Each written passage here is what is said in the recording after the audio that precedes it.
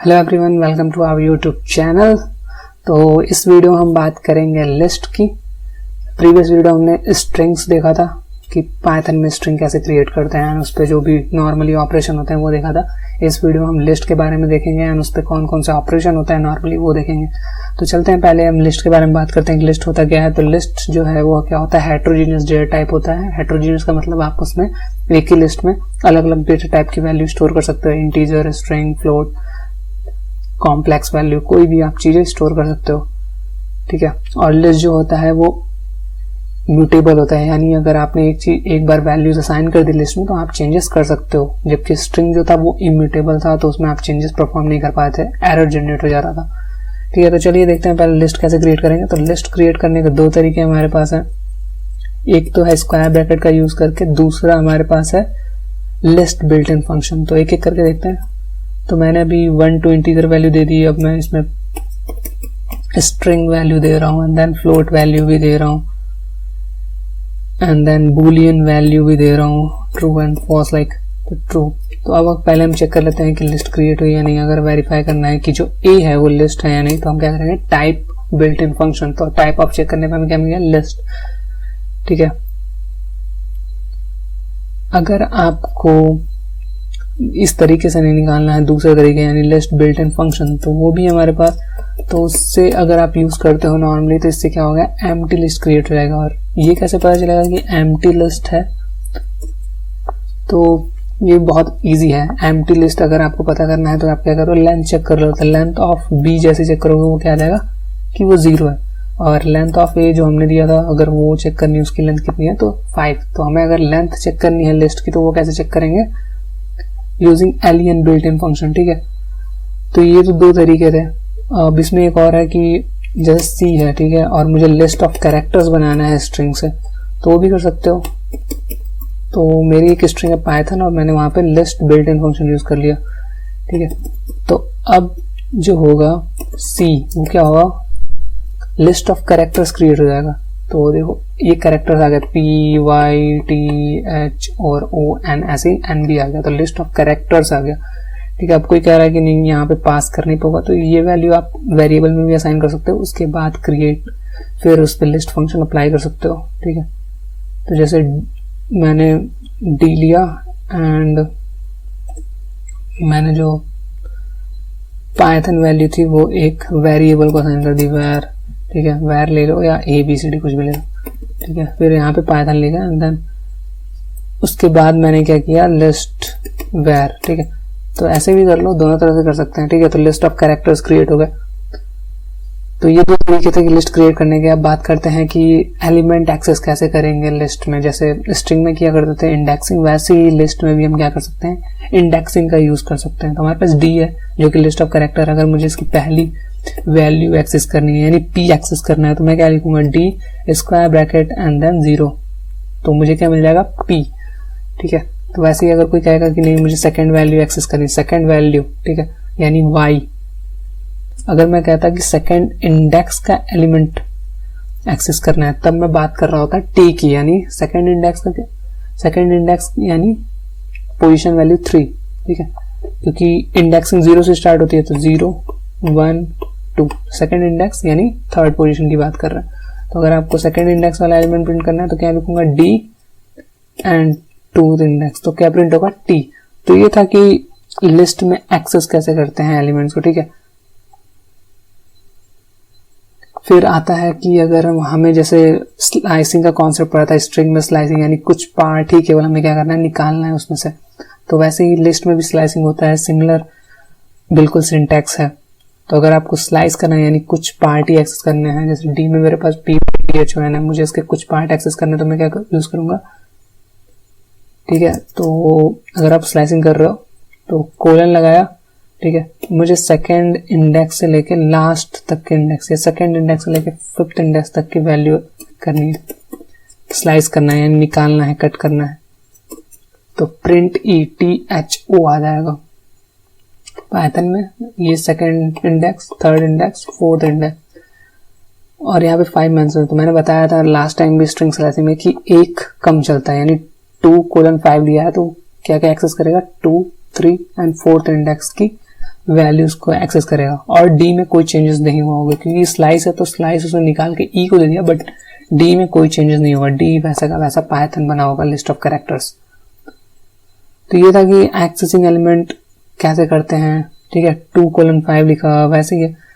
अगर आप चाहो तो मतलब वैल्यू नहीं लिखोगे कोलन से पहले तो इसका क्या मतलब है 0, ठीक है, और लास्ट में भी नहीं लिखा तो इसका मतलब है लास्ट तक, 0 से लास्ट तक, ठीक है। तो अगर आप प्रिंट करोगे किसी एफ को तो क्या प्रिंट हो जाएगा, सिमिलरली पूरी वैल्यूज आ जाएंगी, ठीक है। तो ये था लिस्ट स्लाइसिंग का कॉन्सेप्ट।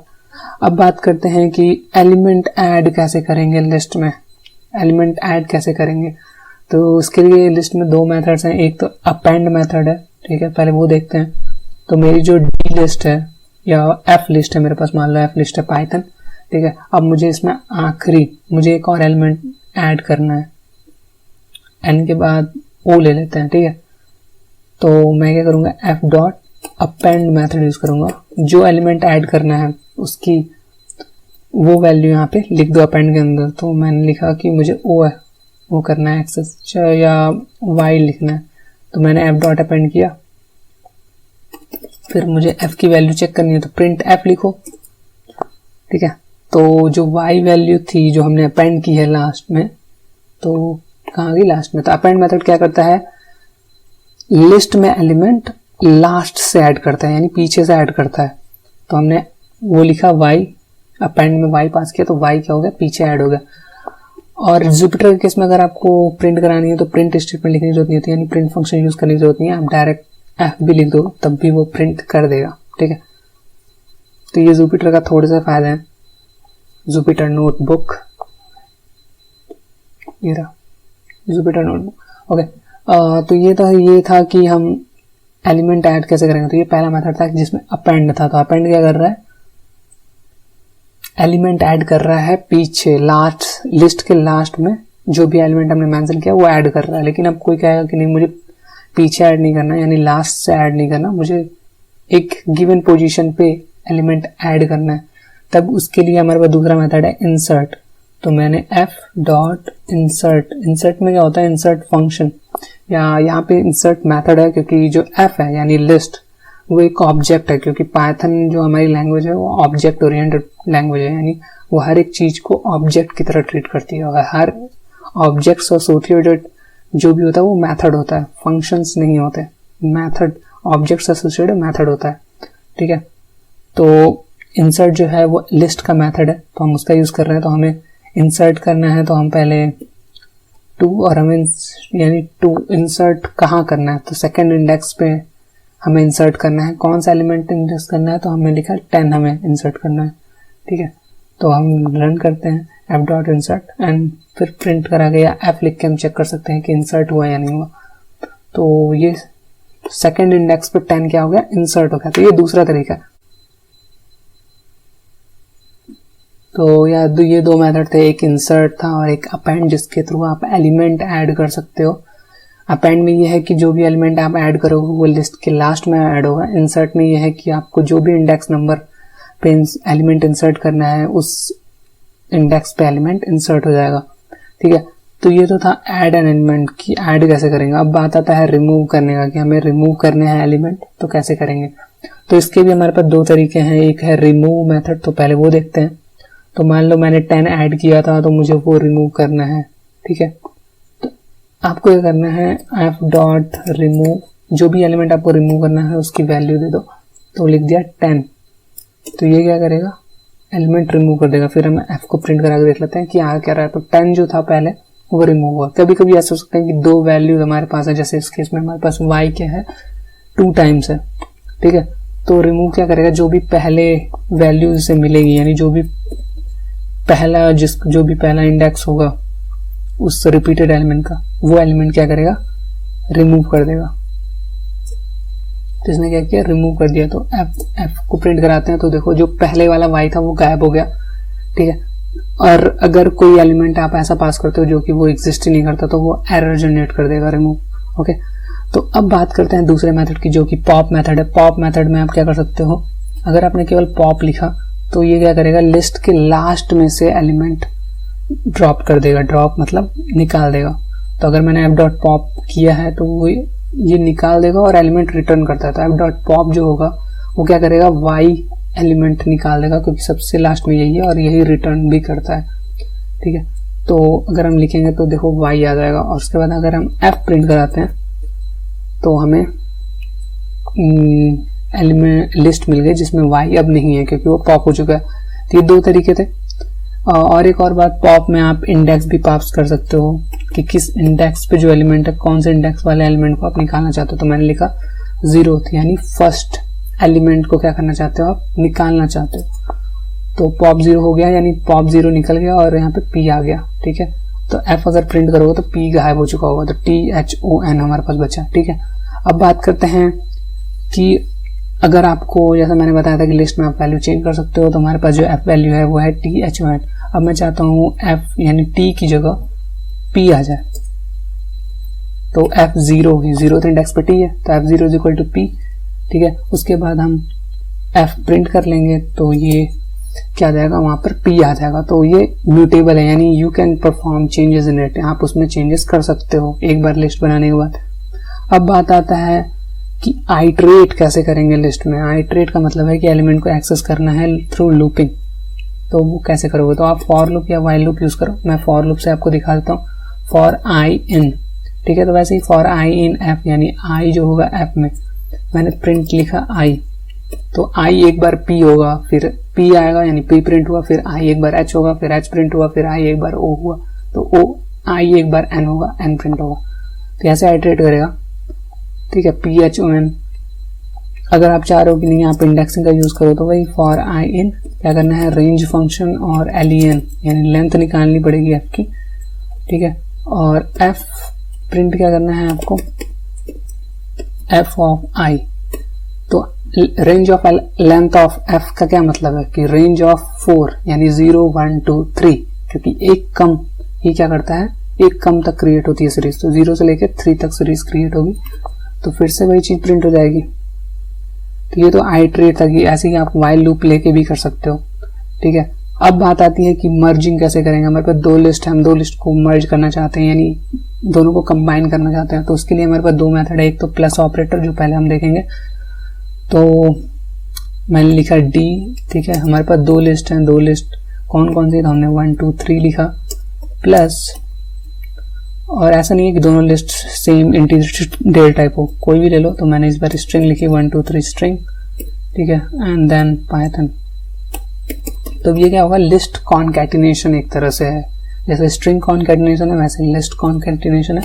तो हमने प्लस ऑपरेटर यूज किया, देन वी विल प्रिंट। हम डी को क्या कर रहे हैं, प्रिंट कर रहे हैं। हमें क्या मिल गया, दोनों लिस्ट कंबाइन हो गए, तो और वो डी में असाइन हो गई, तो हमारे पास 1 2 3 स्ट्रिंग एंड पाइथन आ गया। ठीक है, दूसरा जो मेथड है वो एक्सटेंड मेथड। ठीक है, तो हमारे पास डी जो है वो पहले से है, अब हम एक और लिस्ट ला रहे हैं और उससे क्या करना है, अपेंड करना है। तो मैंने जो ई है,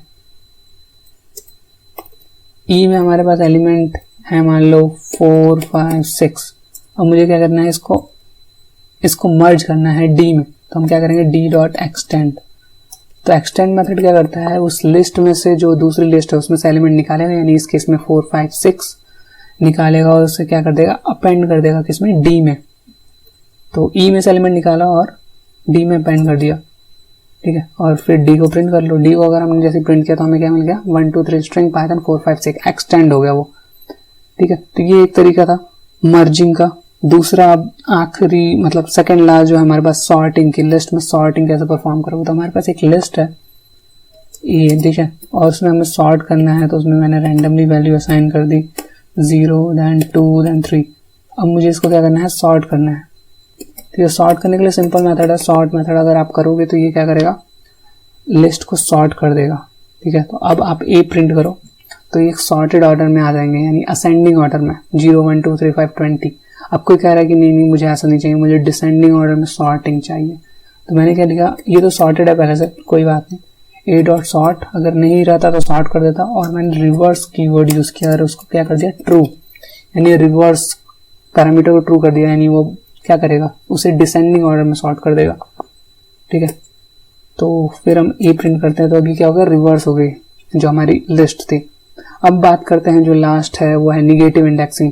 हमने स्ट्रिंग में देखा था कि निगेटिव इंडेक्सिंग कैसे फॉलो होती है, तो वैसे ही लिस्ट के केस में भी नेगेटिव इंडेक्सिंग होती है। अब कोई कहे बहुत बड़ी लिस्ट है, उसे नहीं पता कि उसे एलियन फंक्शन यूज नहीं करना, उसे लेंथ नहीं पता, तो अगर वो कह रहा है कि लास्ट कैरेक्टर प्रिंट करो तो कैसे करेंगे नेगेटिव इंडेक्सिंग? तो -1 का क्या मतलब है? सबसे लास्ट वाला एलिमेंट, ठीक है। -2 का क्या मतलब है? सेकेंड लास्ट एलिमेंट, ठीक है। और ये स्लाइसिंग में भी यूज हो जाएगा नेगेटिव इंडेक्सिंग, लाइक ए मैंने किया A-2 कोलन से लेके लास्ट तक, यानी सेकेंड लास्ट एलिमेंट से लास्ट तक। तो सेकेंड लास्ट एलिमेंट जो भी था, हमारा सेकेंड लास्ट एलिमेंट क्या था? 1 एंड मैंने कोलन लिख दिया यानी लास्ट तक, तो ये क्या आ गया? 0, ठीक है। तो इस वीडियो में यहीं तक हम बात करने वाले थे, ठीक है। तो इस से रिलेटेड जो भी मैंने इस वीडियो में बताया है उसके एज ए नोट्स उस आर्टिकल का मैं लिंक दे दूंगा लिस्ट इन पाइथन का। सो आप वो हमारी वेबसाइट पे जाके आप एक्सेस कर सकते हो, तो आपको नोट्स बनाने की कोई जरूरत नहीं है, उसका लिंक डिस्क्रिप्शन में होगा, ठीक है। बस इतना ही, और अगली वीडियो में फिर आपसे मिलते हैं नए डेटा टाइप को लेके, ठीक है। तब तक के लिए धन्यवाद एंड बी सेफ।